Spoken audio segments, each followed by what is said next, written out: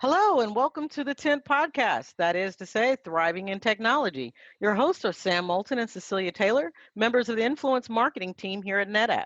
Today, we're excited to have a special guest joining us today, Dana K. White, author, blogger, and fellow podcaster. Dana didn't know much about technology when she got started, but she leveraged it to start a business that now has a very successful enterprise. What's her business all about? A topic that hits home for many, if not all of us. Reality-based cleaning and organizing for people who don't like cleaning and org. Today, we're going to talk about how Dana got started and why, and we'll cover some of the basic principles she's established to keep her own home under control. Welcome to the 10th podcast, Dana. Thanks for having me on. Well, I myself am a regular listener of your podcasts, and I cannot tell you how excited I am to have, I consider you to be like a famous person on our little podcast. So that is just super cool.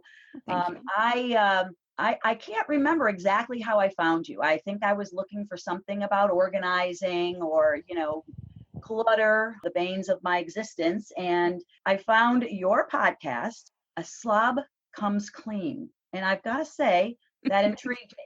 It was also one of the most unusual titles I've ever come across for a podcast. And I started listening, and this was back in the days when you were not even sharing who you were. Actually, I'm going to take that back, because by the time I started listening, when I started listening to the podcast, which was at the very beginning, were you already, I'm going to let you answer that question later when you tell us how you got started. But now I'm confused as to whether or not you were using your name when I started listening to the podcast, or if that came a little bit later. But that's part of your story, so I'll let you tell it. But your work has had a huge impact on me. I don't want to get into all of the specifics, but because I want you to do that. So can you tell our listeners first where we can find you on social media and provide the URL for your blog? So I am at aslobcomesclean.com, and basically you can go there and find all of the different places where I am online. But I'm also A Slob Comes Clean on Facebook, Instagram. That's the name of the podcast as well. So yeah, that's basically me everywhere. I think Pinterest is a little bit different because for some reason Pinterest said I couldn't have A Slob Comes Clean as my name, and I don't know why. So anyway, but other than that, which I pay someone to do my Pinterest, so that's not my place to find me anyway, really. Not to find the real you. Yes, right. So it's the real me everywhere else. But all right. So I've listened to almost 200 episodes of your podcast. I have another 20 to go as of today. And of course, you add to that every week. So eventually I'm going to catch up. And then when I do catch up, I'm going to go right back to the beginning and start listening all over again. I have learned so much, and there is so much to cover. But let's begin with the genesis of the blog. How and why did you start it? And what was your plan? So I wanted to be a writer. I mean, that was a creative outlet that I had enjoyed, at different times in my life. And when I was a theater teacher before I had kids. But when I had kids, I really wanted to be a stay-at-home mom, but looking for a creative outlet and also thinking ahead to what kind of a career as a creative would work well with being home with my kids. Writing seemed like the thing to do, but I didn't really do anything about it because when they were little, this was in the early 2000s, I thought, I have no idea how to go about doing that. And so it wasn't until about 2008, I think, when I discovered blogs as they kind of started to become a thing, realized that was a way that people were writing, actually like turning it into something where they made an income from it and they were able to reach people were reading it. So when I discovered blogs, I realized that's what I needed to do. Had no intention of having a blog about cleaning and organizing because that was the thing that I felt completely inept at. So like that was never even part of the idea, except that I didn't start the blog because I felt like I needed to get my house under control first. So through a lot of trying even more now than I always had and failing again and again and again, I finally came to the point where I wanted to start the blog, came to a point where I decided to do a practice blog about getting my house under control so that then I could go ahead and learn about blogging, this thing I was desperate to do, while also staying focused on my house. So it's kind of like a win-win situation, but it was never meant to be the thing I was going to blog about. It was only temporary, and it was also a fake name and all that kind of stuff. So you mentioned before, had I revealed myself? I had by the time I started my podcast. Okay. But, I was trying to remember what happened first. Yeah. Right. But probably not to my people in real life. I had, as far as like sharing my actual name, but that was a long process. It was about 3 years before I let anybody know my actual name, because this was my deep, dark secret, and it was only supposed to be temporary anyway. So it wasn't going to matter, but I didn't want anyone to actually trace these embarrassing confessions and photos back to me. So over time, obviously it's 10 years later, like 10 years. Yes, happy anniversary. I read your blog post this morning, and I was really kind of surprised it was 10 years. Yes. Because for me, I've only been listening for a year and a half or so. So 10 years, and that's just really impressive. So congratulations. Thank you. But obviously I'm still writing about the same thing, and now it's evolved into other things. And, it was a long process of realizing this was the thing I was going to write about. The main thing was realizing I had something of value to teach others. Like, because it was the thing that I felt so inept at, I never thought anyone would want to or should take advice from me on this subject. So it was a process of me realizing, oh, okay, the things that I'm learning are the things that are not typically taught by people who talk about cleaning and organizing, because they're the things that they can't even imagine someone is struggling with, because it's the starting point. They think a starting point is here, where my starting point was way back from that. So that's where I come in, and that's where the value that I provided. And I was a teacher, and I'm a writer. And so explaining things and teaching things, that is my gift. So I'm able to, teach, where do you go from when you are at a completely overwhelmed starting point? And you teach very well. Well, when Sam told me that we had to get you on Tent, I started listening to your podcasts. And one of the many things I find interesting is what you call the project brain. I know the concept was an eye-opener for Sam, and it resonates with me as well. But what do you mean by project brain? And how does it impact those of us who have one? Well, so when I started the blog, like I said, I had no intention of being somebody that other people turn to for advice. So I was really just trying to figure out, what am I doing in my home? What am I not doing in my home? What's causing these problems? And so out of complete desperation, I literally started as small as I possibly could, because I had tried many times before and failed with these big ideas of, this is what I'm going to do. And I just started with saying, I know that people whose homes are always under control never have a disastrous kitchen. So I'm just going to focus on the kitchen. But even smaller than that, I'm just going to focus on doing the dishes every day. And so I started just saying, if I do nothing else, I'm going to do that. And then that started to feel more natural. And I started to add different daily habits, and just focusing as small as I could on these daily things. And as I did that, I was shocked that my house was in better shape than it had ever been in before. And I, over time, realized I have a project brain, meaning I love to tackle a project. I was a theater arts teacher, so I love to put on a play. I love the whole process of, that kind of organizing is my thing. It's like my wheelhouse. But I would try to, without realizing that's what I was doing, I tried to apply that way, that project way of doing things to my home, which meant that I was like, I'm going to come up with a plan. I'm going to work that plan from beginning to end, and then it's going to be perfect. And, in a play, you get to sit back and enjoy the applause. That never happens in your house. I mean, it's just not reality. Mm-hmm. So because I would treat my home that way, what I was really doing was waiting and until I had time to clean it from top to bottom. And then I would clean it from top to bottom. I would wear myself out completely. And as I had children added into that mix, I realized, it's not possible to set aside that amount of time to clean your house from top to bottom. And that meant I put it off longer, which meant it got worse and worse, which meant I put it off even longer, and it got, it was just this cycle of waiting until I could do it from top to bottom, because I didn't see the purpose in any kind of maintaining or any kind of little piddly things when my house was a disaster. It was like, if I could get it perfect, then I'll maintain it. But I never got it perfect, so I never maintained it. So just focusing on these daily habits, which are the complete opposite of project brain. I mean, it just didn't seem like it had a point to me in theory, but when I did it in reality, my house was way better off than it had ever been before. So it was realizing my house is not a project. I'm really good at projects, but my house is not a project. It just isn't. And if I treat it that way, I'm actually causing more harm than good, because it's just getting worse and worse and worse until I have the time to get it under control, which I never did. But on the flip side, you've used your project brain to help you do certain things in your home because you like to see a start and a finish. So on Mondays, you do what? Laundry. So the thing is, I had to realize that my brain works differently from the brains of naturally organized people. And that is not a bad thing. I mean, the world needs all the different kinds of brains. I mean, that's how the world functions and runs. We need people with project brains. But I had to see where it was causing harm.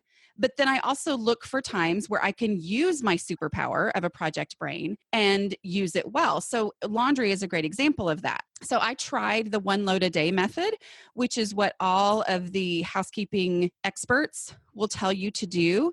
And I failed again and again and again. So in the beginning, I was trying, adding a new task every week, something I would try to figure out. And laundry was week after week after week because, well, that didn't work. Okay, well, that didn't work. I mean, I tried everything from like putting something in front of my bedroom door that I would run into so that I would remember to do laundry, and it still didn't work. And the problem was I would start it when I was kind of in the zone, but then the day would get going and I would never change it over. And then that load would start to smell a little bit funny. And so I would have to wash it again the next day. And then I would wash again and again. Yes. Right. And so it never worked for me as hard as I tried. And so I went to doing what basically women have done for most of history. I mean, really, if you think about it, laundry day was always a thing. When you read Little House on the Prairie and stuff like that, laundry day was a thing. And so I thought, I'm going to give this a shot. And I realized it works really well for my project brain, because what I do is I do 1 week's worth of laundry all in one day, which a lot of people will say, oh, but it works for me because I'm able to stay focused, because that is my focus for the day. Now, the great thing about laundry is I'm not doing laundry all day because it takes an hour for the load to go through the washing machine. So I get other stuff done. And yet it's the thing I go back to again and again, even when I have a day where I'm not home. I do work from home, and so I'm able to do that. But even when I'm not home, I still am like, well, but Monday is my laundry day. So since I'm not going to be home, I'm going to try to get 2 loads done on Sunday night. And then I can get 2 loads done when I get home that night. And, whatever extra loads I need to do, it's amazing how it does work. And people resist it and resist it and resist it, just like I thought it would be overwhelming. But when people give laundry day a try, if they have the same type of project brain that I do, I hear again and again, oh my word, it's changed my life, because it's not a nagging thing all the time. I'm able to have a beginning and an end, and then 6 days of the week, I don't have to think about laundry. Now, the key thing I always try to tell people is to realize if you are behind on laundry, you're not going to experience the beauty of laundry day until the 3rd laundry day, because the 1st laundry day, you're catching up. You're doing a month's worth of laundry or whatever. And it may take you 5 days or 6 days, to get through all of that laundry. But that's why I go out and I buy extra packages of underwear and absolutely for everyone in the household. Absolutely. Cecilia's batting her eyes at me because she knows this. So by that, but the key is to go ahead and do laundry day again. Even if you finish on Friday, go ahead and do it again on Monday or whatever day it is that you have chosen as your laundry day.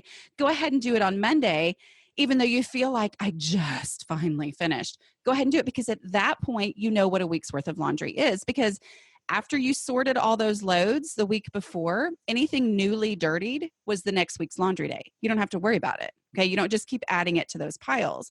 And so that second laundry day, you finally realize, oh, this is a week's worth of laundry. I didn't know what a week's worth of laundry was because I was always behind on laundry, and I was doing emergency loads and buying extra, like you just said, especially as a garage sailor.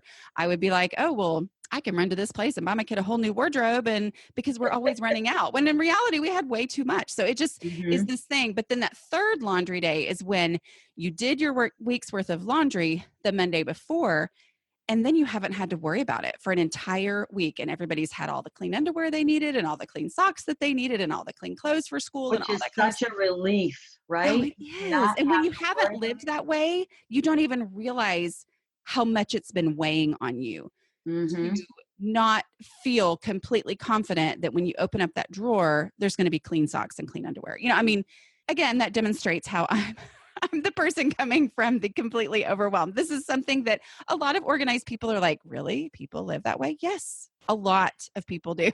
Well, if people are, the people that are listening to your podcast, I do not think are wondering what that's all about because, Right.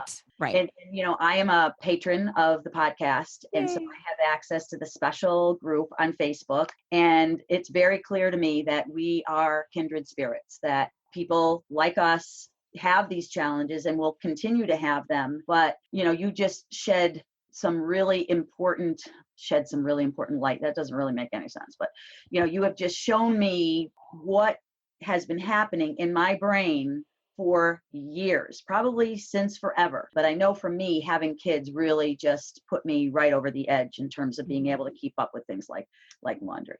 So I think project brain is closely related to one of my favorite words or acronyms, TPAD, a condition you and I both suffer from. Having a label or a name for it has really helped me understand my struggles with time. Can you explain what it is and why it's such a challenge for you, me, and so many others? Yes. So what you're talking about is TPAD. And that is an acronym that I think a reader actually shortened it to being an acronym after I had referred to it multiple times.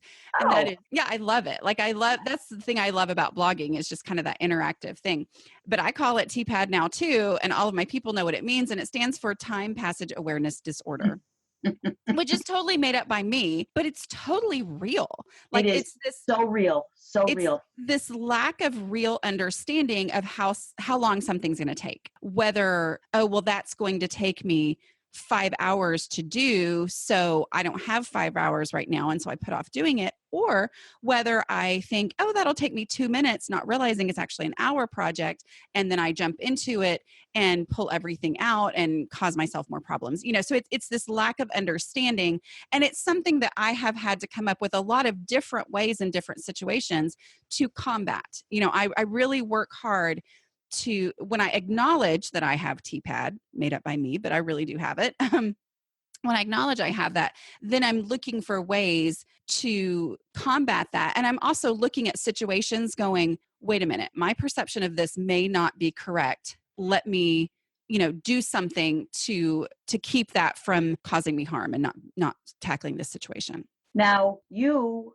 do a fantastic job of, when you're writing a book, you map it out to precisely to the number of words, and you try to get ahead. And then that has impressed me so much. I actually turned something in early this week. Like, I turned it in a day early, and that doesn't usually happen to me. Of course, I missed another deadline, but I'm not going to get into all that. But let's celebrate the positive.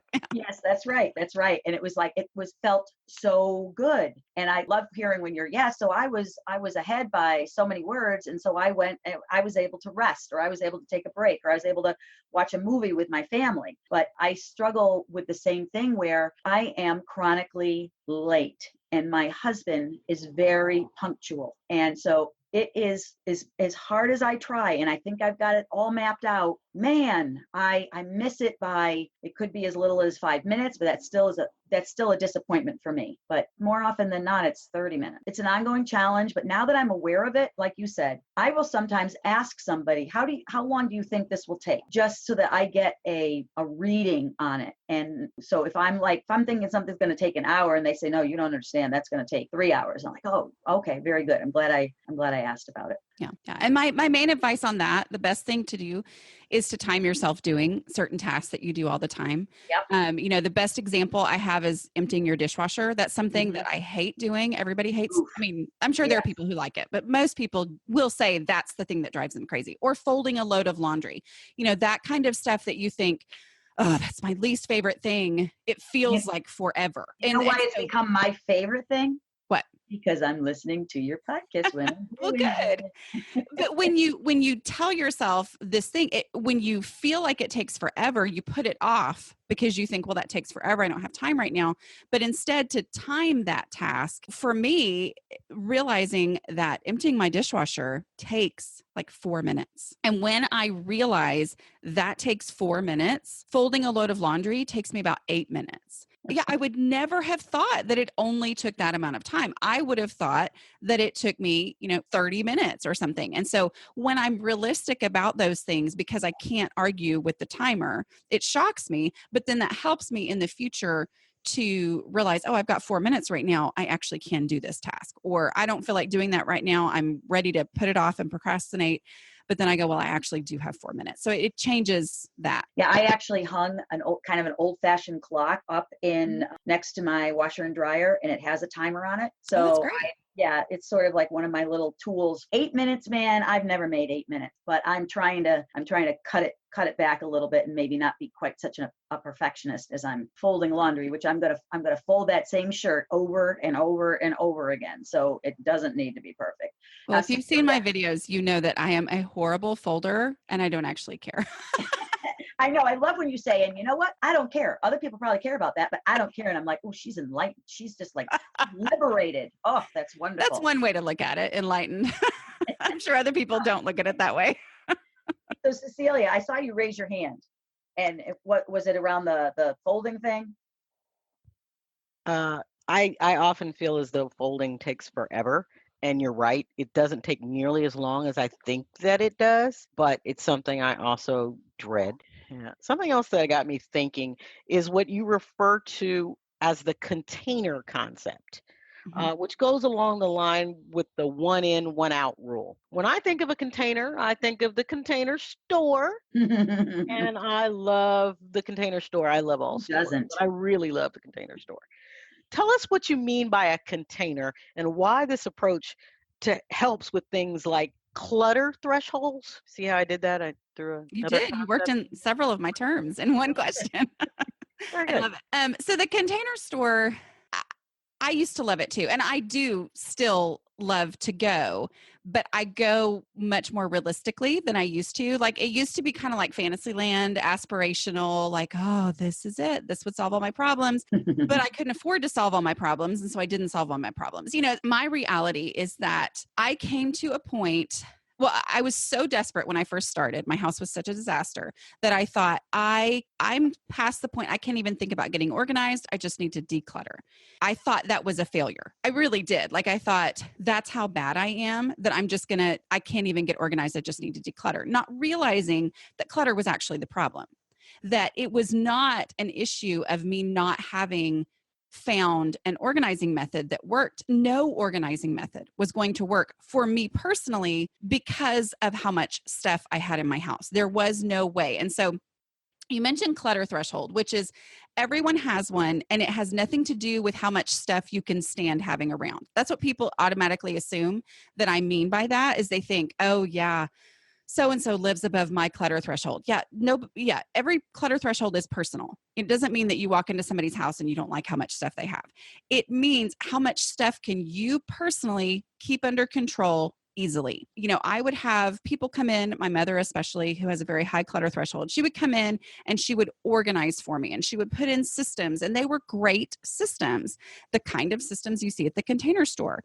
But I couldn't maintain those systems because there was simply too much stuff. One example that I give is one of my weird tips that nobody else ever gives, but I do, is to store your food storage containers with their lids on. And a lot of people think that's weird because you can't fit as many into the space. But I'm like, well, the whole point is that I thought I needed to have this amazing system of stack these here, put the lids in this special little thing here so that I could keep them all under control, when the reality was my personality is one to go, oh, I need something to put the spaghetti in. And I grab it.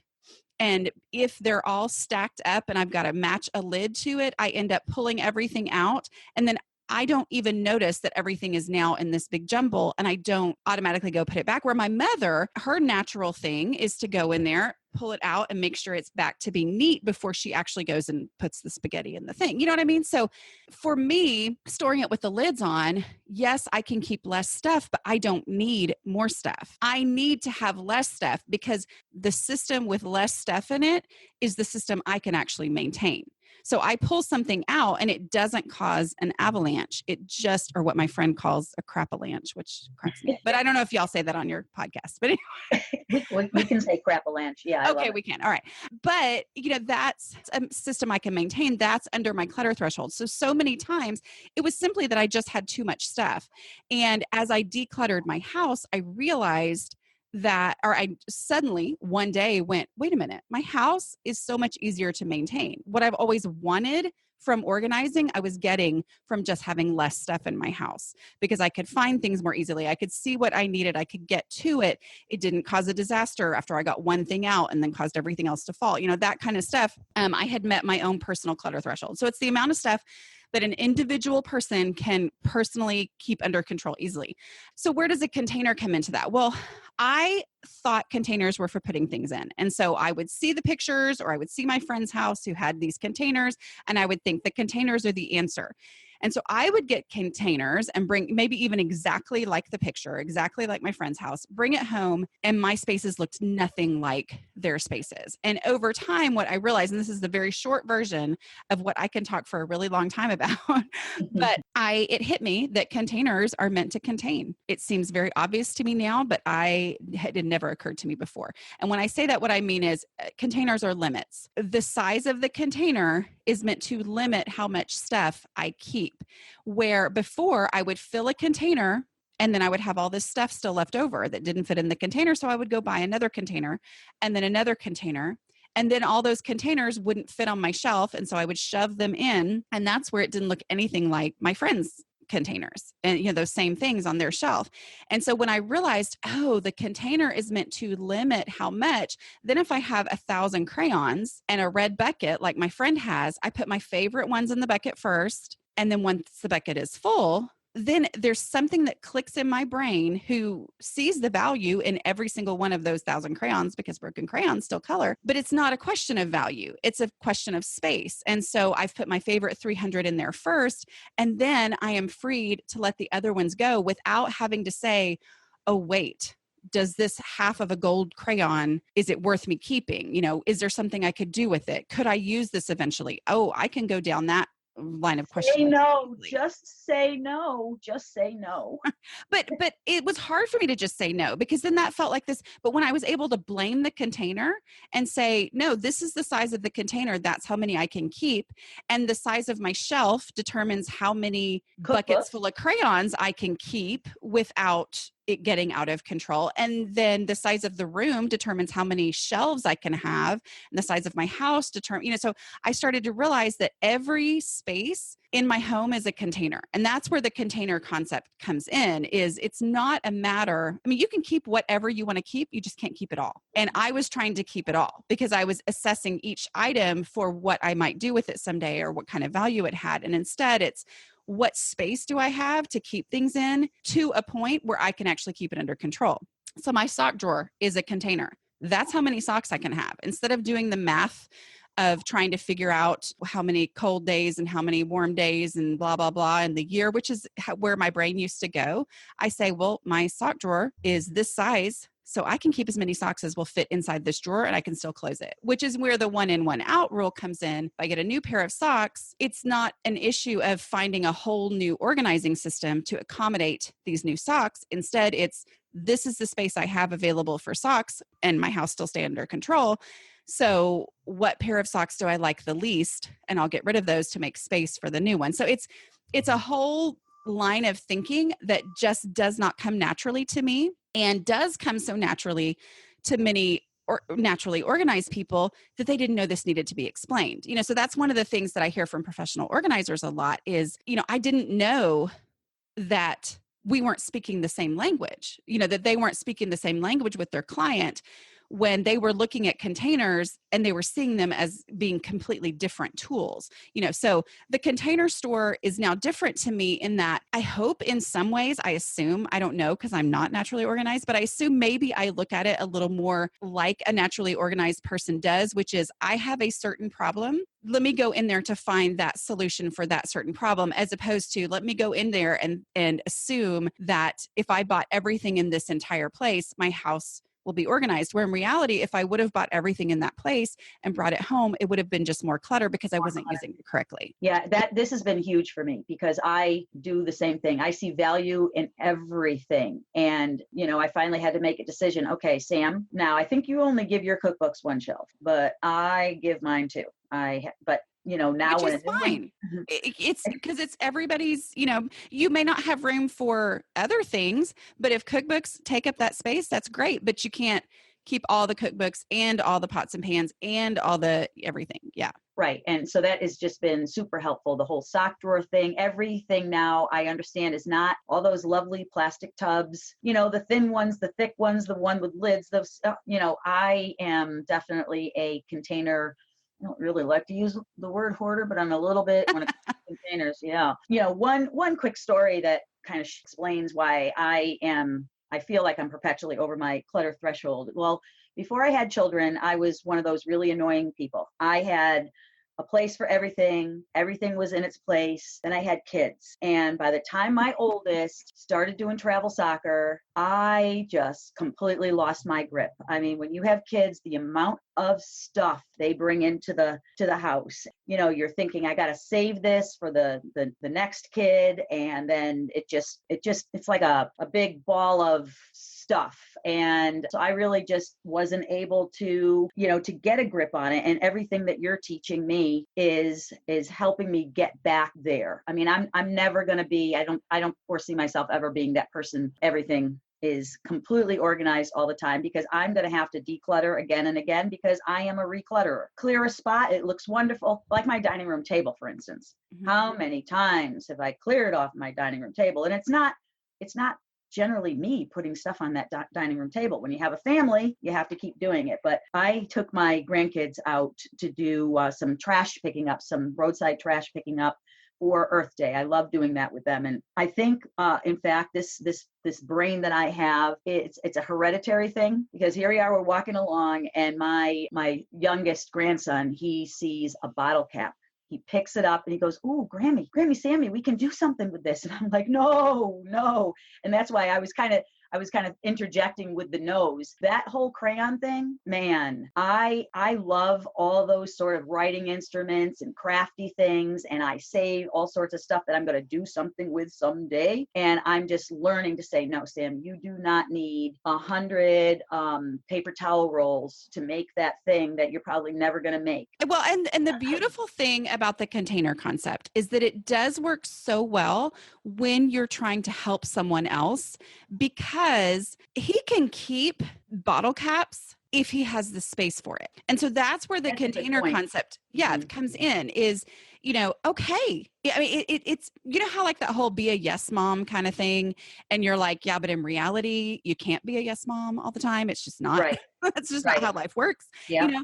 But the container concept allows me to say that is awesome. That bottle cap is so cool looking. And that absolutely could be something. Where are you going to put it? Okay. Mm-hmm. So here we go. You have a drawer to put that in. And here is the little butter tub or whatever it is. And this is your thing for stuff that you've collected to do something with later. And, let's say they have a humongous room. It might be bigger than a butter tub, but whatever it is, according to the space that you have, fill that up. Yes, put it in there. That's awesome. But it's a contained space. And so it becomes something where if they find 50, because that's the problem with people like us who have that creative mindset and think, oh, I could do something. We find one bottle cap and we think that's really cool. And then I start looking for every bottle cap on the side of the road and I end up with 1,000 bottle caps. And Yes. that's where the problem comes in. So then I say, absolutely, you can keep that. This is the space for it. Put it in there. And then he comes home with 1,000 bottle caps and you say, oh yeah, great. This is your space for bottle caps. So pick your favorite ones Pick until your it's favorites. full. Mm-hmm. Yeah. And so it works really well with children and husbands. Yeah, throw that one in there. It's true though. I mean, because it makes, I don't have to be the person saying you're wrong. Mm-hmm. Instead, I say, this is the space that's available. It's not me, it's the container. I'm not the one telling you that. And let them fill it with what they want to fill it with first, unless it's something that rots or breathes or whatever. But, but that's, that's the beauty of the container, where I personally needed that non-personal boundary where I didn't have to feel bad toward the bottle caps or the crayons that I wasn't choosing. It takes that non-personal thing and allows me to use that in a relationship with someone else with whom I have some sort of authority to make them limit how much stuff they have. Yeah. Oh man, I feel like now I failed a little bit. I didn't apply the container concept properly in that instance, but now I will. And this is what you do for me, is you help me think differently. And I just can't tell you how much it has changed. Now we can spend hours going over all the cool things that I have learned that you teach people, but at some point, we've got to call it a day here. But what's your advice? You've written a couple of books now. You've got 218 podcasts. How do you get somebody started who's feeling overwhelmed because their clutter threshold is completely maxed out? What's the first step they should take? So you mentioned the 2 different books, and I often get the question, especially when I speak, somebody says, which book do I need? Or I get an email that says that.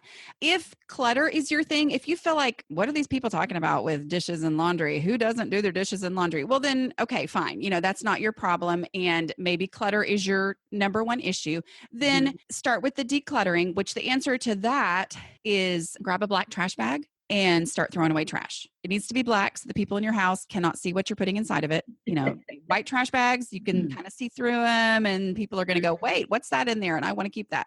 But you use that as a way to kind of break through what you're talking about, which is decluttering paralysis, that feeling of, oh my goodness, it's also overwhelming.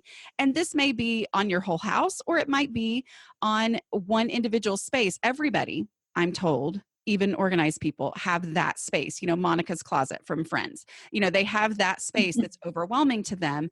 So, just start with the throwing away trash, and that will get you going, and then just move on to working through just getting rid of stuff, which, Decluttering at the Speed of Life has that whole entire process in there. And I talk about it in my podcast as well. That's one of your books. So we want to make sure that listeners understand. So you've got Decluttering at the Speed of Life and How to Manage Your Home Without Losing Your Mind. And that's the one I wrote first. And that is the one I recommend if people just look around their house and think, I don't get this. Everybody else seems to understand how to keep their house under control, and I don't get it. And that one, it does have decluttering in it because that's a big part of managing your home without losing your mind. But it also talks a lot about the habits, the individual, like what will actually move me forward.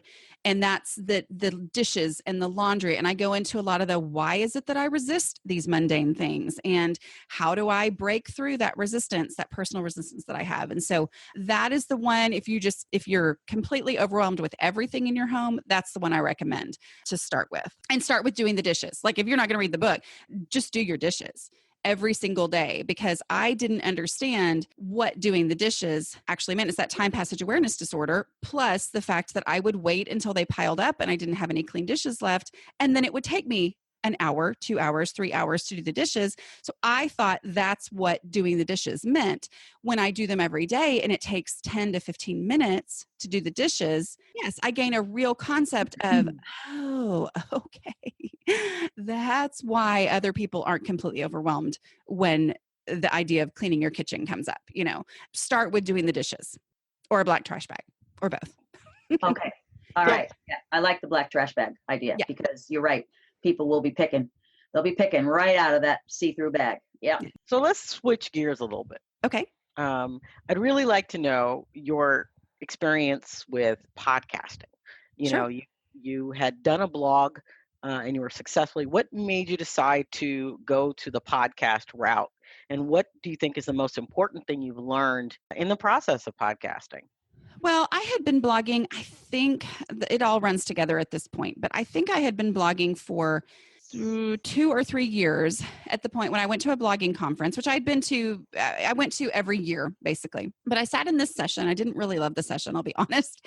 But she said one thing that really affected me. And that was, she said, you don't have a blog, you have a message. And there are people who are never going to read a blog, YouTube videos, podcasts. It's not a matter of coming up with new content to make, because that's what I'd always thought. I'm like, what would I put in a podcast or a video that would make my blog readers go watch that video or listen to that podcast? That's how I thought of things. And instead, she said, no, take your same message that's in your blog and put it into your podcast. Take that same message because it's the message. It's just a different format. And when I realized that, I wanted to, that's when I started doing YouTube videos. That's when I started looking into podcasting. Podcasting took me a little bit longer because, the learning curve, and it was overwhelming and I didn't know anything about how to go about it. Then at that same conference, maybe a year or two later, I think I took a course, which I don't know that it's available anymore, but I literally went through this video course that I'd gotten from someone, and he would say to do this, and I would pause it and I would go do that. And then I would watch a little bit more and he would tell me something to do and I would pause it and I would go do that until I got it set up. And I had never listened to a podcast before I started my podcast, which I don't recommend. That is a little backwards. Yeah. Yeah, I don't recommend that. But I just kind of jumped into it. I just thought it sounded like this is another way to share my message. And it sounded fun. And so I did it. I did not know the impact that it would have. Cecilia, we were talking beforehand just about that one-on-one impact of a podcast when you're talking into someone's ear for 30 minutes. It's very personal. And so while it feels funny to say it about myself, when you create a brand online, which is what ultimately has developed from all this stuff that I've done, super fans are gold. They are, because they're the people who are going to share your stuff. They're going to read everything that you write. They're going to listen to everything they're the people who really, I don't know if you've ever heard of that article, 1,000 True Fans. You don't need to reach the entire country. You just need to have a core group of people who are going to listen to and support what you do. Yeah. Cecilia's clapping. So, but that's it. And as much as I had super fans from blogging, podcasting is the thing that creates super fans. And again, it feels really weird to say that about yourself because my kids will tell you I am not that special. Well, yeah, kids do that. But yeah, they're great for that. I am evidence of the impact that you've had, with your podcast on me. I am a total super fan. Like I said, the impact has been amazing. And I'm a podcast. I love to read blogs, but I just don't have as much time. So the fact that I can listen to your podcast while I'm decluttering, while I'm doing laundry, it just makes those things a lot less painful. Yeah. And when I meet people in real life at speaking events or whatever, it's the podcast. I would say, 19 out of 20 people because I'll ask them, I'm like, so how did how do we know each other basically? And it's the podcast. Those are the people who really have a personal relationship with me, even though it's a weird thing and that it's, exponential and all that. But yeah, that's where that passion comes in. So one thing we haven't talked about is what you love doing when you're not decluttering, blogging, and podcasting. What makes Dana happy when she's not working? So I saw this question beforehand and I thought, okay, I love to read.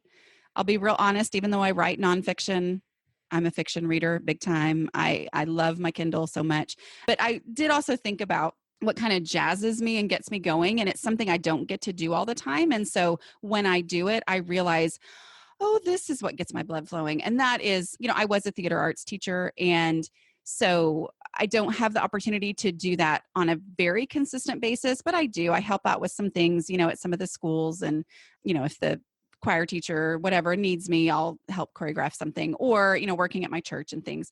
And when I do that, in those moments, I realize this is me. Like, this is my happy place. Yeah, that jazzes me big time. I'm not surprised to hear that, because that definitely comes through, in your podcast, as you've talked about different, things that you've worked on and your passion for doing that, and, how that really suits your project brain, start to finish. And then, like you said, hearing the applause. And the being done. Yes. Yes. Boom. Done. Dishes are never done. We always ask our guests at least one surprise question, something we haven't fully vetted out beforehand. Gotten a little nicer about it. We answer it for ourselves first before we expect you to, because we're allowing you to think. Okay. And I have selected a question from the previous one. And this is going to be my fill in the blank one. If you had an unlimited supply of dessert, what would it be and goodness. why? Y'all are going first, right? We're going first. So, Cecilia, that means you. So if I could have an unlimited dessert, it would be the world's best tiramisu. If it was a nice tiramisu, I love the mascarpone cream of it all. It would be fluffy. It would be wonderful. It would be marvelous. Oh yeah, and the side note of this, you would never gain another pound. The calories would not count. Okay, well that is what I need. All right. I was hoping for the other question, Cecilia. I had such a good answer for that one, but no, we'll get to it next time. I am going to say something really weird. I would love an endless supply of tapioca pudding.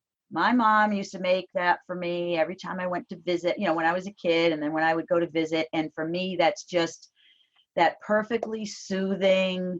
I love it warm. I'm not a cold dessert person at all. So I love it warm. Yeah, that's what it'd be. Tapioca. Not with those big tapioca things, just with the nice normal sized ones. So that's what I'd have. Dana? So I'm allergic to chocolate. So I always feel like when we talk about desserts, I have to make that clear, because I wasn't always allergic. I developed it in my early 20s. So before that, I would have had a different answer. Yeah, that's a very unfortunate allergy to have. Yes, it is. But I would say ice cream. I mean, I'm an ice cream fanatic. Like, yeah, that's my thing. Especially if we're talking about I like ice cream with stuff in it. Like the pralines or. Right. I'm not a fan of chewing. I'm not chewing when I have ice cream. I just want to I love that. I love Ben & Jerry's has it's like I don't even know what it's called, but it's a lower calorie one. So, I can pretend like it's healthier, but it's like a caramel cookie kind of I like stuff in my ice cream. So that's, yes. Now I'm hungry. Now I really am going to have to make some tapioca, I think. Yeah, that kind of will do it for this episode of the 10th podcast. What a fun one. It was a great one. This was a great episode. We'd like to thank Dana for joining us today, and to our listeners out there. We know you have a bunch of podcasts you could be listening to, so we appreciate the time you took to spend with us. We hope you'll add us your must-listen queue of podcasts. And of course, we'd love to hear your feedback. What works? What doesn't? What would you like to hear about in our next episode? We encourage you to email us at ng10podcast@netapp.com with your comments and your questions. Thanks again for listening. And that's it.